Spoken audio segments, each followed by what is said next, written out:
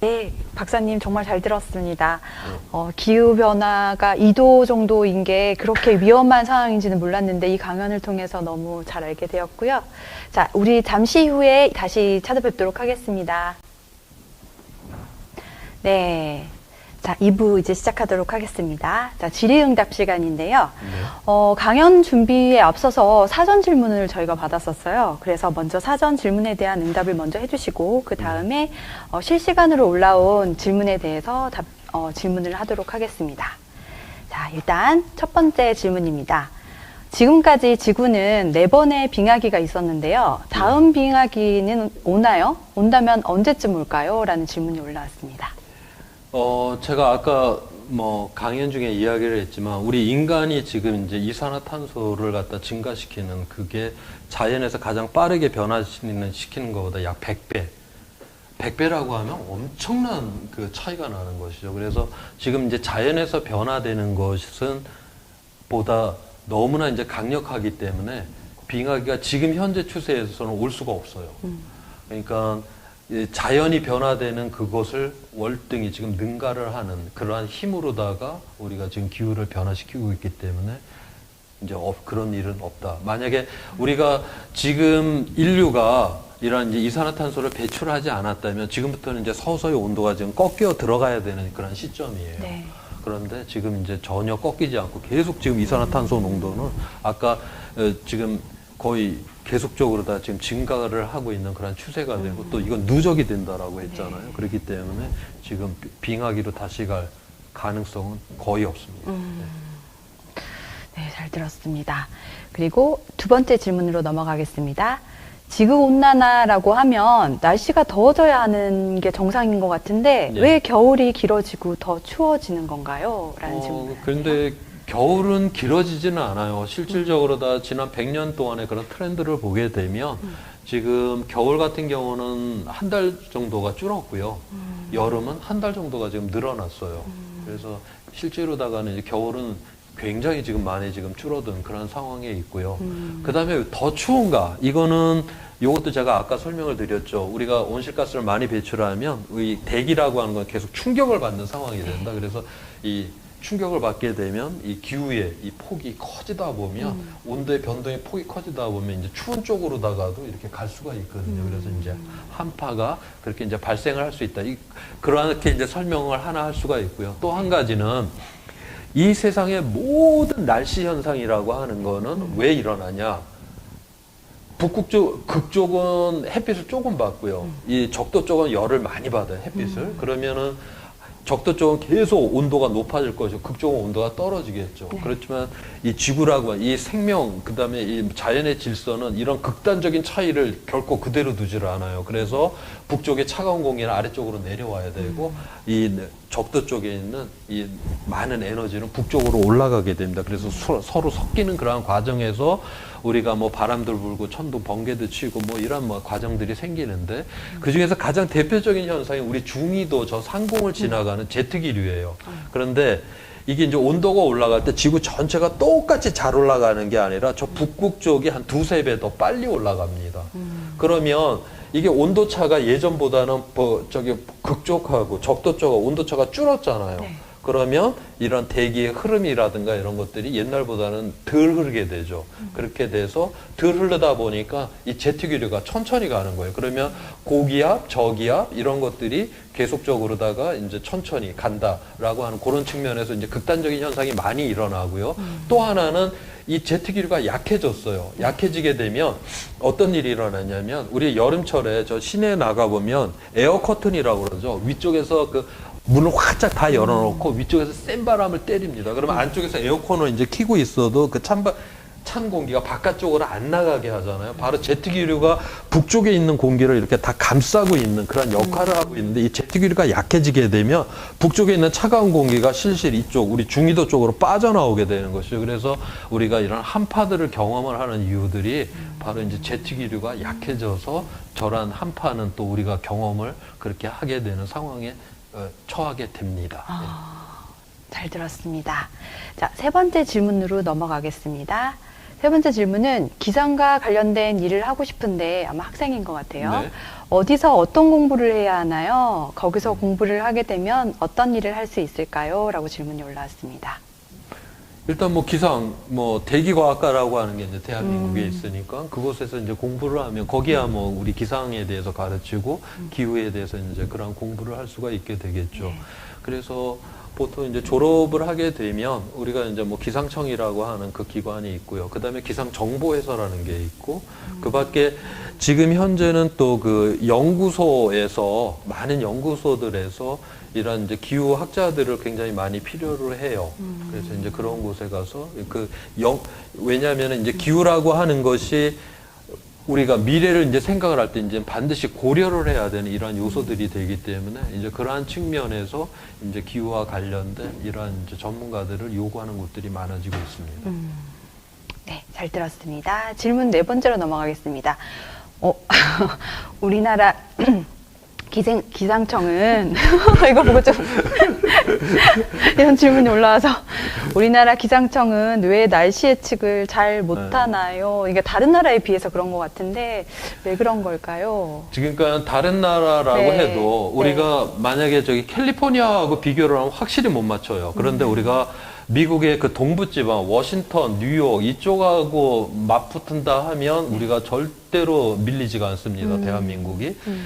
그거는 왜 그러냐면 위치에 따라서 날씨를 잘 맞출 수 있는 지역이 있고요. 못 맞출 수 있는 지역이 있어요. 그러니까 저런 LA라든가 캘리포니아, 하와이 뭐 이런 데 사시던 분들이 우리나라 와서 이제 틀렸다 그러는데 그런 데는 정말 쉽게 맞출 수가 있고, 그건 왜냐하면 바다 쪽에서 아주 균질한 그러한 대기 속성을 가진 게 그대로 이렇게 들어오고요. 그런데 대륙의 동쪽, 이 중위도에 미국도 저기 뭐 뉴욕 이런 쪽은 우리처럼 맨날 틀려. 왜냐하면 거기는도 대륙이 공기가 들어오는 저쪽 이제 서쪽으로다가 대륙이 있고 5대5가 있잖아요. 그러면서 막 공기가 계속 변질도 잘 되고, 우리나라도 대륙을 통해서 공기가 들어오다가 갑자기 서해를 만나면서 또 확 변해갖고 또 들어와 버리거든요. 그래서 거의 뭐 미국 실력이나 우리 실력이나 뭐 비슷하다 그렇게 보면 되고요. 그 다음에 지금 현재 우리나라에서 생산한 자료만 갖고서 예측을 하냐? 그게 아니에요. 전 세계 미국 거, 일본 거, 뭐 그다음에 유럽, 연합, 세계에서 좋다라는 자료는 우리 예보관 앞에 다 깔려 있습니다. 지금 거기에다가 우리나라만 볼 수 있는 레이더 자료라든가 이런 게 또 이렇게 예보관 앞에 있어요. 그게 전 세계 가장 좋은 자료 다 갖다 놓고 그 다음에 우리나라에서 관측되는 자료만 또 이렇게 갖다 놓고 그렇게 보고서 지금 예보를 내요. 그거는 전 세계가 다 그런 식으로 예보를 내는데, 그래서 지금 이 예보가 특별히 우리 기상청의 뭐 실력의 모자람의 문제라기보다는 이 지역의 예측성의 그런 불확실성이 굉장히 높은 지역이기 때문에 상대적으로 그렇다라고 보시는 게 맞습니다. 네. 네, 다음 질문으로 넘어가겠습니다.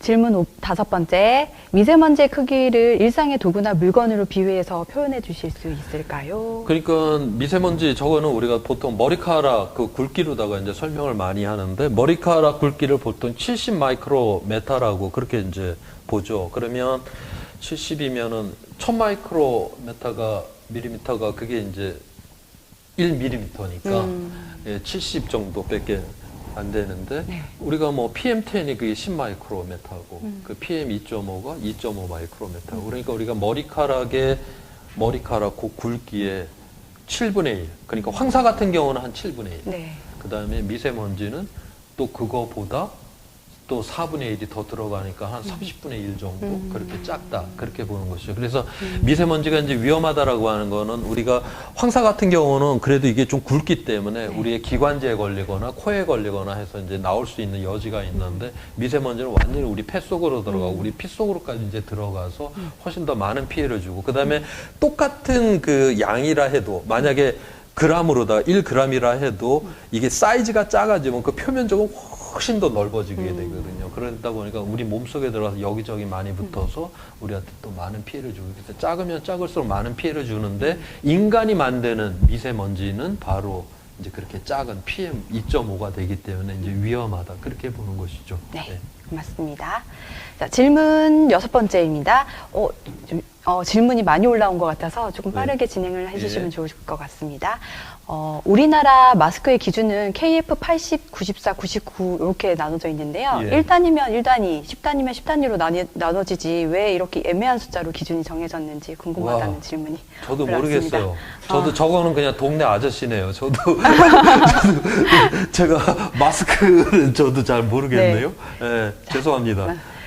제가 제 분야를 제외하면 그냥 동네 아저씨입니다. 저도. 예. 이게 정말 과학적인 대답이신 것 같아요. 모르면 모른다라고 대답하는 게 과학적인 대답이라고 저는 또 들었거든요. 아름답게 포장을 해주시는 그런.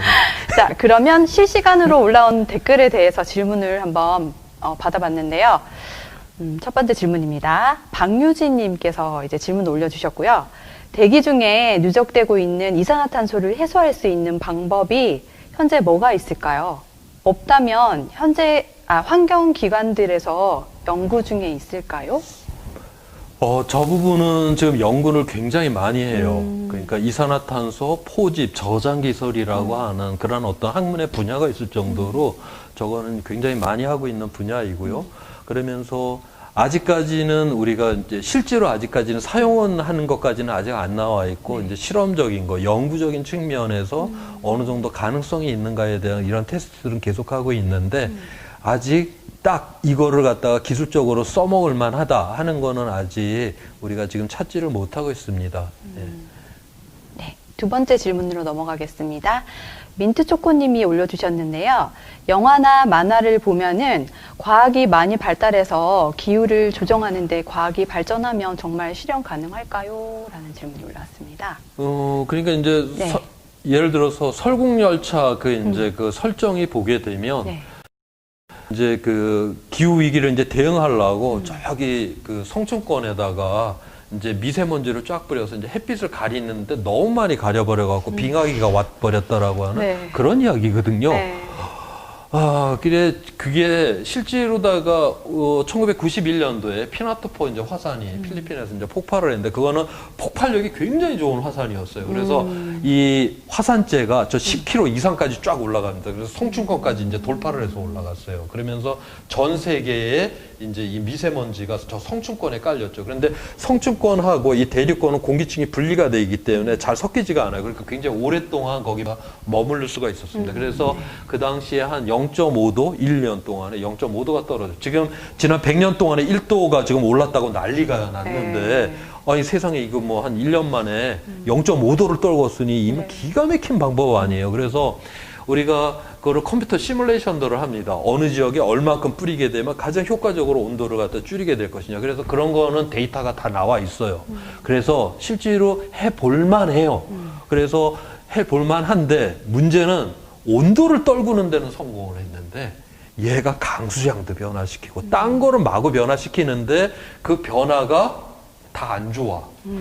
그래서 그 다음에 실제로 그 피나투포 화산이 폭발했던 그 다음에 그런 때 보게 되면 엉뚱한 곳에 막 가뭄이 엄청나게 많이 들고 뭐 이런 일들이 많았어요. 그래서 이거 함부로 이건 쓸 수 없는, 우리가 온도만 보는 게 아니잖아요. 기후라고 하는 게. 그래서 이거 함부로 쓸 수 있는 기술이 아니다. 지금 현재는 그렇게 생각을 하고 지금 이런 기술을 쓰게 될 때에 대해서는 좀 조심을 해야 될 필요는 있다. 그래서 저거는 그런데 실제로 저거를 해보고 싶어 미국은 무척 해보고 싶어 해요. 그래갖고 준비는 지금 다 해놓고는 있는데 아직 허가가 안 떨어져서 지금 실험을 못하고 있는 그런 상황이 있습니다. 네. 네. 자, 세 번째 질문 드리겠습니다.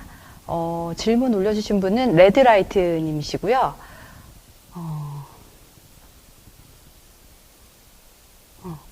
강연 잘 듣고 있습니다. 라고 올라왔고요. 네. 기후변화와는 조금 무관하지만 공기의 질에 관한 질문도 가능할까요?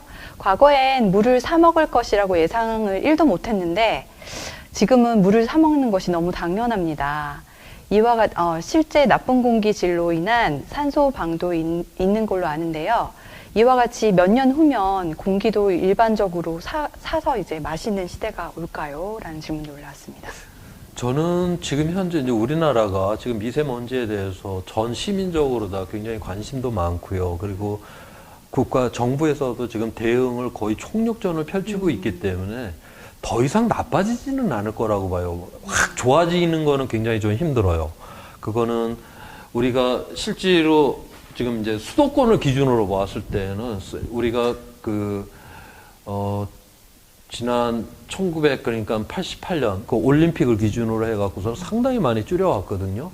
우리나라가 1960년대 지금 울산에 가면 울산 그 공업탑 밑에 가면 거기 이제 글귀가 써져 있는데 뭐라고 써져 있냐면 저 공장에서 나오는 저 시커먼 저 연기를 보라. 그러면서 우리가 이제 민족 중흥의 그런 어떤 이제 발전의 그런 역사를 갖다가 이제 향해서 드디어 우리는 가게 됐다. 그 시커먼 연기가 나오는 걸 보면서 잘 살게 되었구나 하면서 가슴 벅찼던 우리예요. 그런데 이제 먹고 살만 하니까 지금 막 미세먼지 갖고 쌩 난리가 났는데 네. 지금 그래서 지금 현재 그리고 우리나라의 이런 미세먼지라고 하는 게 좀 전 세계 이런 평균에 비해서 굉장히 높은 쪽에 속하죠. 그렇다라고 해갖고 극악하게 높은 거는 아니에요. 극악하게 높은 거는 아니지만 물론 줄여야 되기는 하지만은 그렇게 뭐 엄청나게 그렇게 심할 정도는 저는 아니다라고 보는 쪽이고요. 그래서 줄여 나가고 앞으로 이보다는 더 나빠지지는 않을 거니까 뭐 공기를 사 먹는 시대까지는 최소한 오지는 않을 거다. 저는 그렇게 보고 있습니다. 네. 그렇게 돼야죠. 네. 네. 조금은 낙관적인 네. 낙관적인 그 의견을 주셔서 조금은 안심이 되네요. 자, 그다음 네 번째 질문을 드리겠습니다. JP 리님께서 올려주셨는데요. 지금 상황이 일회용품을 덜 쓰거나 플라스틱 좀 덜 쓴다고 해결할 수 있는 정도는 벗어났다고 느껴지네요. 라고 그 답글을 올려주셨고요. 현재는 각국의 경제적인 이해관계 때문에 기후위기, 파국의 위기를 못 막는다고 보여지는데 그렇다면 우리가 공감하고 행동할 수 있는 다른 제안하시는 방법이 있을까요? 행동으로. 우리가 궁극적으로다가 이제 이건 세상이 바뀌어야 되는 문제예요. 우리가 개인이 조금씩 저렇게 이제 뭐 절약을 하고 한다라고 해갖고는 해결이 되지가 않죠. 물론 우리가 저런 이제 감수성에서 이제 시작은 해야 되는 것이고요. 우리가 세상을 아끼는 마음들, 그 다음에 우리가 같은 공동체에 있는 우리가 사람을 아끼는 마음들, 이러한 것들 속에서 이제 저거를 대응을 해야 되는데, 결국 저러한 것이 우리가 저것이 가장 우리가 이제 증폭이 될 수 있는 방법은 바로 정치를 통해서 이제 증폭이 돼야 되는 것이죠. 그래서 저러한 일들을 할 수 있는, 저러한 법을 만들어낼 수 있는 그런 이제 국회의원을 우리가 뽑아낸다라든가, 그 다음에 저러한 일을 할 수 있는 선출직 공무원을 갖다 뽑아낸다라든가, 그런 식이 돼야지 저 문제는 이제 우리가 해결을 하는 것이지, 그렇지를 않게 되면 결국 개인의 이것만으로서는 이 문제는 해결을 할 수가 없다. 그냥 예를 들어 보도록 할게요. 작년 초에 이제 뉴욕에 굉장히 강력한 기후법이 통과가 됐습니다. 뉴욕이라고 도시는 가장 온실가스가 많이 배출되는 게 지금 건물이에요. 그러면 그때 이제 기존에 새로 짓는 건물만 열 효율이 좋은 건물을 져야 되냐? 그게 아니라 앞으로는 있는 건물도 열 효율이 가장 좋은 상태를 2050년까지 만들어라고 그렇게 그런 법이 통과가 됐어요. 건물주 입장에서 굉장히 싫어하는 법이 되겠죠. 그래서 건물주 입장에서는 그 이야기를 합니다. 야, 이렇게 되면 비용이 많이 들어. 그럼 내가 임대료를 높여야 되고, 임대료가 높아지면 뉴욕으로 다 사업을 하는 사람들이 안 오게 되고, 그러면 그 사람들이 없으니까 뉴욕은 경제가 망할 것이야. 우리나라는 이제 환경법 이런 거를 하고 그런 논리가 그대로 돌아요. 그러면 우리나라 의원들은 놀래갖고 그런 법 통과 안 시킵니다. 근데 뉴욕의 시민들은 그러한 어떤 건물을 가지신 분들의 그런 입장을 대변하는 의원들을 뽑아놓은 게 아니라 시민들의 입장을 대변하는 사람들을 뽑아놨어요. 그러니까 그런 법이 통과가 돼버리는 것이죠. 그래서 우리가 이러한 측면에 우리가 시민의 연대라고 하는 것들이 굉장히 필요한 이러한 부분에 바로 기후위기 대응이 있습니다. 투표 정말 잘해야 되겠는데요. 세상을 바꾸는 거는 궁극적으로 투표입니다. 네, 그런 것 같습니다. 자, 그 다음에 다섯 번째 질문으로 넘어가겠습니다. MJ 김님이 주셨는데요. 두 가지 질문을 주셨어요. 첫 번째 질문 먼저 드리겠습니다. 기후위기를 극복하기 위한 우리나라의 향후 계획, 그러니까 관련 기관이나 정책이 무엇이 있을까요? 라는 질문이 올라왔습니다. 지금 우리나라는 뭐 MB 정부 시절부터 해서 뭐 녹색 성장 그러면서 뭐 기후위기 대응해야 된다고 굉장히 아무튼 요란스러웠어요. 그런데 보통 우리나라 정도 사는 나라들은 대부분 다 이산화탄소를 지난 10년 동안 다 줄였습니다. 그런데 대한민국은 엄청 늘려놨어요. 그래갖고 실제로 세상을 향해 떠드는 이야기하고 실질하고는 완전히 다르게 그렇게 왔다. 그래서 어떤 면에서 지금 대한민국 우리나라 같은 경우는 뭐 향후 계획, 뭐 정책, 뭐 이거를 떠나갖고 위기로 지금 아직까지 제대로 인식을 못하고 있다라고 하는 이 자체가 더욱더 저는 위기다 그런 식으로 보고 있습니다. 일단 뭐 위기라고 인식을 해야지 뭘 하는데 그런 인식이 없으니까 흉내만 내고 어디 가서 떠들기만 하고 실제로는 팍팍 늘려놓고 앞으로도 뭐 석탄 발전소 10년 이내 새 거를 7개나 더 짓겠다라고 이런 나라가 없거든요, 지금. 오히려 지금 웬만한 선진국은 앞으로 10년 이내 모든 석탄 발전소를 없애겠다라고 하는데 대한민국은 7기를 새로 짓겠다라고 하는 나라입니다. 그래서 이 세계적 추세하고는 전혀 다르게 지금 그렇게 가는 그러니까 우리나라의 국력에 전혀 안 맞는 그런 행보를 하는 나라가 지금 대한민국이에요. 여러분, 위기입니다. 자, 다음 질문 드리겠습니다. 보여주신 슬라이드 자료들이 다 외국 자료인 것 같은데요. 우리나라에서는 기후변화와 관련한 데이터를 수집하고 연구하는 기관이 따로 있나요? 기후변화와 관련해서 저거는 뭐 기상청에서 저런 자료를 다 모으고 모니터링하고 다 하고 있어요. 그런데 제가 이제 오늘 짧은 시간 안에 이제 보여주다 보니까 외국 자료를 보여줄 수밖에 없는데 이제 그럴 수밖에 없는 이유가 뭐냐면 우리나라가 온대지방이에요. 그래서 이제 이 자연의 변동폭이 굉장히 큽니다. 다른 지역에 비해서 봄, 여름, 가을도 굉장히 이게 변동폭이 크고요. 근데 이제 우리가 지금까지 살만하고 괜찮았다라고 하는 동네, 캘리포니아, 그 다음에 호주, 그 다음에 남유럽 이런 데는 항상 어느 정도 건조하고 기후가 항상 일정했잖아요. 거기는 자연의 변동폭이 굉장히 작아요. 근데 그런 데는 기후변화가 일어나니까 그 신호가 바로 딱 걸려버리죠. 변동폭이 자연의 변동폭이 작으니까 기후변화가 일어나면 딱 걸려갖고 지금 맨날 보면은 지금 기후변화 뉴스 보세요. 뭐 캘리포니아, 남유럽, 뭐 그리스, 이태리, 그 다음에 호주 맨날 가뭄 들어서 산불 난다라고 하는 데가 바로 그 지역들 아니에요. 거기는 자연의 변동폭 자체가 작습니다. 그래서 우리나라는 자연의 변동폭이 커요. 그래서 기후변화가 되는 이 시그널을 잡아내려면 굉장히 어려워요. 자연의 변동폭이 크기 때문에. 그래서 우리가 이제 이런 걸 탄성력이 좋다라고 하는 거거든요. 대한민국은 우리 조상님들이 위치를 참 기가 막힌 데다 잡아놔갖고 이게 탄성력이 워낙 큰 데다 잡아놔서 지금 이 기후 위기에 이런 시그널들이 그렇게 잘 안 나타나요. 그래서 우리나라 자료를 잘 안 보이고 외국 자료를 이제 설명을 하는 이유들이 바로 그래서 그렇습니다. 만약 우리나라에서 그냥 눈에 뚜렷한 자료가 나오면 당연히 그 자료를 보여드렸겠죠. 그런데 아직까지 물론 우리나라도 이제 잘 분석을 하면 오늘 제가 그런 제시는 안 했지만 이러한 시그널들은 다 나오기는 하는데 아직까지는 자연의 변동을 확 넘어가는 이러한 자료들은 아직까지는 나타나고 있지는 않습니다. 탄성력 좋은 국가의 국민 자부심을 갖도록 하겠습니다. 자연이 그렇게 조상님께서 네, 자부심을 갖고 살아가도록 하겠습니다. 자, 다음 질문 드릴게요. 권정구님께서 올려주셨는데요. 청소년 아이를 키우고 있는 엄마래요. 저는 기후변화에 공감하면서 생활 속에서 무엇을 실천할 수 있을까도 고민하고 여러 강연도 듣고 하는데 아이들은 아무래도 실감하기가 조금 힘든 것 같네요. 그래서 질문을 드리면 청소년들이 실감할 수 있고 충격을 받을 만한 기후변화 피해 사례라든지 예시가 있으면 좀 더 알려주실 수 있을까요? 글쎄 저것도 저한테는 참 어려운 질문이네요. 어려운 질문이고 제가 앞서 이야기를 했듯이 우리가 이제 그 2도 이상이 되고 지구가 스스로 이제 그 증폭을 해가면서 지구 스스로가 이제 그 변화를 일으키는 그 상황 그게 이제 우리가 전혀 대응을 하지를 않게 되면 아까 이제 1.5도도 위험하다라고 했잖아요. 1.5도는 2040 지금 추세라면 2040년경에 이제 돌파를 한다라고 봤고 그 다음에 2도를 넘는 거는 2060년경에 이제 돌파를 한다. 그러면 지금 어린 세대들은 다 이제 걸리는 세대들이고요. 1.5도도 지금 나이 든 사람들은 대부분 다 걸리고 그래서 이러한 것들이 지금 이제 거의 지금 살아있는 사람들이 이제 경험을 할 수밖에 없는 이런 이제 위험이다. 그러면서 제가 이 위험의 가장 극단적인 그 모습은 무엇이냐? 마트에 갔더니 생필품이 없더라. 그 다음에 이거는 위험이 계산이 되지 않는 위험. 마트에 가서 생필품이 없어요. 이건 계산이 안 되죠.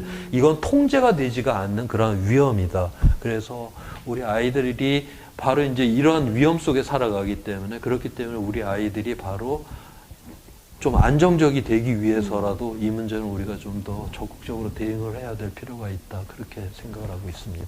예. 네, 맞아요. 우리는 조상님 덕분에 좋은 땅에 살고 있어서 실감을 못하고 살았던 것 같아요. 그렇죠? 네. 이제는 좀 더 경각심을 가지고 살아갔으면 좋겠습니다. 자, 마지막 질문을 드리도록 하겠습니다.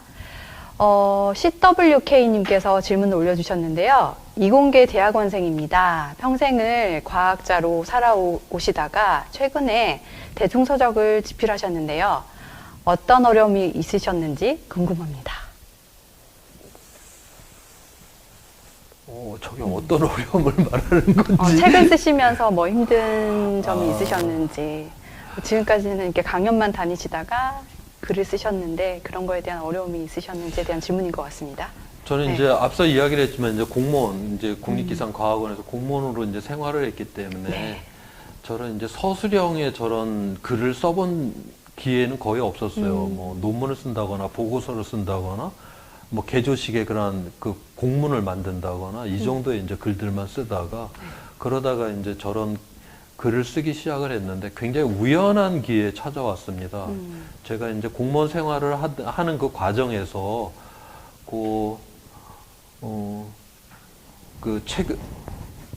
과학책을 읽는 보통 사람들 이제 그러한 모임에 이제 참석을 하고 있었는데 거기가 원래 온라인 모임이에요. 그런데 이제 어느 날 뭐 오프라인 모임이 있다라고 해서 이제 모였는데 그래서 이제 거기 나갔다가 제가 이제 국립기상과학원에 있다라고 그러니까 야 기후가 뭐냐 그래서 묻길래 뭐라고 계속 떠들었어요. 그랬더니 야 그거 글로 한번 써보라고 하는 그 이야기를 그 자리에서 듣기는 했어요. 그러고서 뭐 그런가 보다 하고 이제 왔는데 한 뭐 한 달, 두 달쯤 있을까? 그때 이제 아마 신문사와 관련된 분이 있었는데 그분이 이제 처음 그 중앙 선데이라고 하는 중앙일보 일요판에다가 그 칼럼을 이제 쓸 수 있는 그런 기회를 줬죠. 그래서 처음에는 한 3개 정도 쓰면 더 이상 쓸 말이 없을 줄 알았어요. 그래서 그런데 이게 3개를 쓰고 났는데도 계속적으로 뭐 꾸역꾸역 써지더라고요. 그래서 뭐 아직까지 지금 쓰고 있는 그런 상황이 되었고요. 그래서 어떤 면에서 우연한 기회에 그렇게 되었고, 그 다음에 제가 이런 글을 쓸 수 있는 거는 일단은 그 미리 DB 그 정보 자체가 좀 잘 모아져 있어야 돼요. 제가 그런데